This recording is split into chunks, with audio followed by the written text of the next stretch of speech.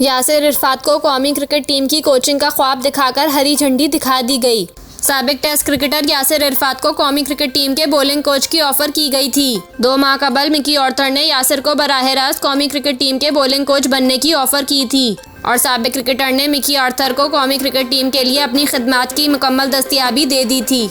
ज़राए के मुताबिक यासिर इरफात कौमी क्रिकेट टीम के तवील अरसे के लिए बॉलिंग कोच बनने के लिए तैयार हो गए थे, जबकि इंग्लैंड में मुकीम यासिर इरफात ने सस्केक्स काउंटी और एल्दम कॉलेज को इस्तीफे का पैगाम भी पहुंचा दिया था। ज़राए का कहना है कि हाल ही में मिकी ऑर्थर ने यासिर इरफात से राब्ता करके बॉलिंग कोच की ऑफर से माजरत कर ली। पीसीबी के प्लान में कौमी क्रिकेट टीम की कोचिंग के लिए साबिक पाकिस्तानी खिलाड़ी शामिल नहीं हैं। पीसीबी की जानिब से मिकी ऑर्थर को जवाब दिया गया कि पीसीबी सिर्फ गैर मुल्की कोचेस के साथ तवील मुद्दत कॉन्ट्रैक्ट करना चाहता है, इनके प्लान में लोकल कोचेस नहीं। ताहम मिकी ऑर्थर को पीसीबी ने कौमी क्रिकेट टीम के लिए गैर मुल्की कोचेस मुंतखब करने के लिए मुकम्मल इख्तियारात दिए हुए हैं।